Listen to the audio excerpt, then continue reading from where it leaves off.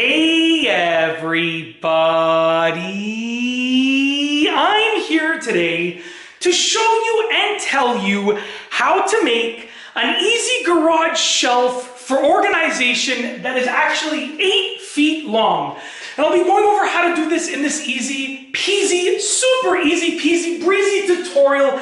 Let's get right into the video. That's right, I just said that. Super easy peasy tutorial. Easy peasy, super easy peasy breezy tutorial. Let's get right into this video. All that you need are some brackets just like this, okay? So let's get into this. Essentially, I've already mounted 2 of these brackets on the wall. So I started off by figuring out where I wanted the brackets to be. I drew a nice straight line that is level across the entire length that the shelf will span, okay? And I started off by mounting the brackets on the outside. And I marked off wherever my studs were, okay? And as far as I knew, there was no electrical or plumbing lines behind here. Plus, I used my stud finder to make sure, it would be able to sense if there were any of them. And let's try it out over here. I'm a stud. Of course. It knows the truth. It tells the truth. So basically, there are 2 screw holes in each of these, and I mounted those on the wall already. I'm going to be mounting this 3rd one and even possibly a 4th one for extra support, okay? So essentially, there's all different types of brackets. So your bracket might be slightly different, but it's probably going to be at least somewhat similar. It mounts onto the wall with these 2 holes over here, okay? And then on the top, there are 2 additional holes to mount the shelf onto it. I have an 8-foot shelf over there, which I'll get to in a moment. And I got these ones because on the bottom, there's actually a hook. So I can hang things on here. I can put sports equipment across there. I can even put an additional shelf, an unsecured shelf if I want. As far as I know, there's no screw holes under here. It is just, I can put like a freestanding shelf, some pieces of wood and so forth. So anyways, let's get into this actual shelf organization right here. So all that I need to do is take this bracket and I'm going to mount it right here on this stud over here. I marked off where it was. And I already know where I need to put that screw, that top screw to make it level. So I have these, I think these are 2.5-inch screws as far as I remember. I'm going to put them through here, okay? And I'm going to line up this top screw with this line. That's how I figured out the line. So essentially I want the top screw lined up with that line, and I want to go where the stud is, like this, okay? And we're going to just drive this into the wall. Hopefully we hit the stud just as I predicted. Let's see. Perfect. Now what we're going to do is I'm going to make it level and I'm going to put that bottom screw in. Right now, plumb, not level. Not the fruit plum, but plumb is in like level vertically. So I'm going to move it, okay? That first screw is already holding it in place pretty much, right? I'm going to move it until it's plumb, just like that. I just got a wrist cramp. Wow. I guess I should work out after these videos that I'm going to film. I'm going to do another 5 or 6 after this. But when I'm done that, I'm going to pump some iron, okay? Anyways, we are going to put in that second 2.5-inch screw. It is now plumb. We're going to put it in like this. And that one I don't, for some reason, I feel like that didn't hit a stud. But you know what? It must have. I guess let's just see. Hold on. Let me hear. Oh yeah, we hit a stud there for sure. No problem. I'm going to try one more time just to be sure though. Hold on. Because I didn't feel resistance, right? But when I drive it in there, that is the impact driver really putting force, right? So let's just hear one more time. Maybe I need to go a little bit on an angle. Let's try take it all the way out. And let's see. Yeah, you know what? I think we did hit a stud. I do see a little bit of wood on there, but I'm going to go a little bit to the side, just like this. There we go. Now we certainly hit a stud. So right now, that's good. When I heard that impact all the way, let me just listen. Perfect. I thought I heard some creaking. I was wondering if there was a pipe there or something, because I do have a washroom somewhere along this wall. I think the washroom starts over there, actually, in the inside of the house. This is the garage. But yeah, we're on a stud. No water splurging out of there, so we're good. I can put my worries to rest. Now I have this 8-foot shelf. Now, I know what you're thinking. I have some wires over here. Well, this is the power for the garage door opener. I actually wired a new outlet all the way in the front. This is the back of the garage. I wired it on the front of the garage. That's why this BX is here. This BX wire powers the outlet on the front of the garage, which will be where the new garage door openers go. So this wire won't be here later, but I needed to notch out for the BX wire because that's going to be here on a more permanent basis until I redo the whole garage. So I'm going to take the shelf. I've already notched it out, okay? So I've already notched notched it out. I'm gonna go all the way to the wall there, all the way against the wall over here. It is notched out. As you can see, the wire has plenty of room to move. I know some of you might tear me up in the comments, but plenty of room to move.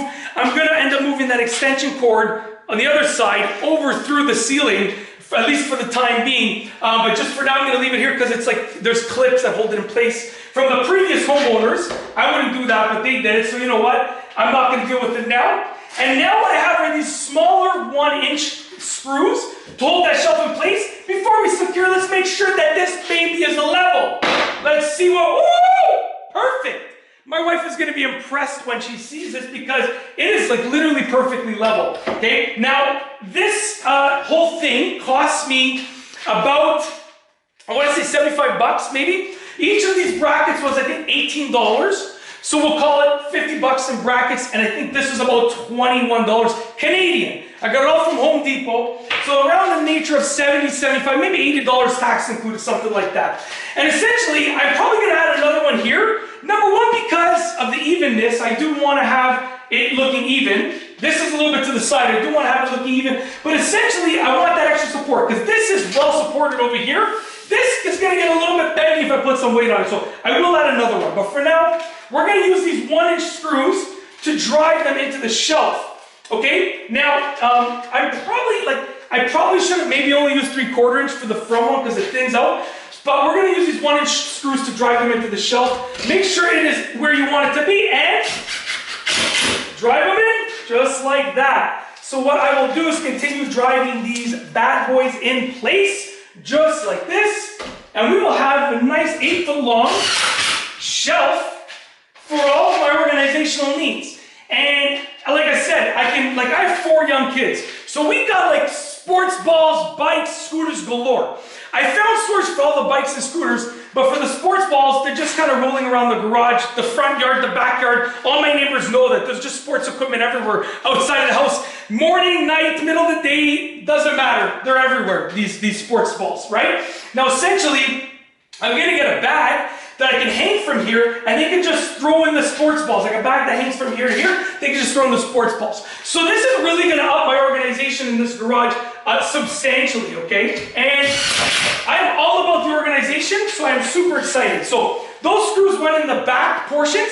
There's another screw hole in the front portion. Let's go ahead and put those in. Now I'm trying to make sure the screws don't sort of bust through there, just because the front has a little bit of it thins out a bit. So essentially, I'm trying to make sure that those screws don't pop through. We're good, we're good. And I could have probably gone 3/4 inch at the front because these are just, I feel them pushing on the wood. But it's just a garage storage, you know, and that's it. Look at this bad boy right here. Perfect storage for whatever you need. 8 feet long. Let's give you a nice span of that right there. 8 feet long. I notched out for the wires. The wires can move freely before you all start tearing me up in the comments. They can move freely, so relax. And tomorrow, excuse me, that extension cord will be moved to the other side of the garage. It's about 10:30 at night right now, I believe. It's just too late for that. I want to get these videos done. I'd rather do that in the daylight. Okay, with the garage door open when I can get some air coming in here. Okay, anyways, that's it. 70 bucks, give or take. 1, 2, 3 brackets and this 8-foot long board. Yeah, and just so you know, like on the bottom, there's a bulkhead. You can kind of see it right over there. There's already a bulkhead here anyways on the bottom. So like I was already losing that space. I figured might as well lose the space all the way up and gain storage. Right now it's just a bulkhead that I was stacking stuff on. So that's it. I tried to make it interesting. I know I was just installing a shelf, but I tried to make it interesting, give you some price points, show you what I was doing, what I did before, blah, blah, blah.